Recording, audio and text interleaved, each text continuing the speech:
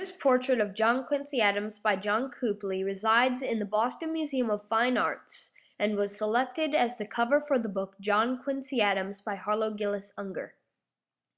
John Quincy Adams lived from 1767 to 1848 in Braintree, Massachusetts, where Quincy, Massachusetts is now located.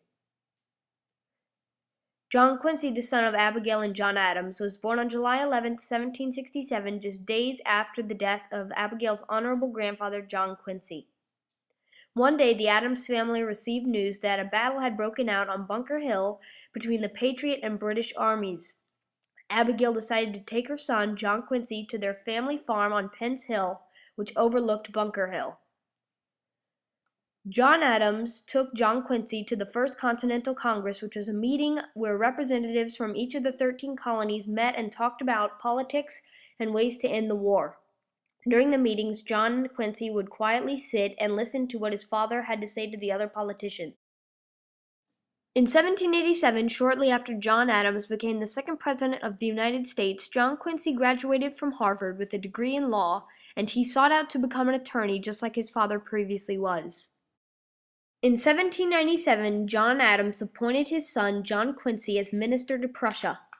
Shortly before John Quincy departed for Prussia, he ventured to England in order to marry the daughter of Joshua Johnson, Louisa Catherine Johnson. In 1809, John Quincy was appointed by President James Madison to become the first United States minister to Russia. After his negotiations with Russia, he headed to France where he witnessed the returning of Napoleon from Elba for the 100 Days' War. In 1824, when James Madison's term as president was ending, 5 men aspired to succeed him: Secretary of State John Quincy Adams, Secretary of War John C. Calhoun, Secretary of the Treasury William H. Crawford, Speaker of the House Henry Clay, and General Andrew Jackson. John Quincy, an attorney, diplomat, president, and elected to the House of Representatives for the remainder of his life, served as a powerful leader. Above all, he fought against the circumscription of civil liberties. In 1848, John Quincy collapsed on the floor of the House of Representatives from a stroke.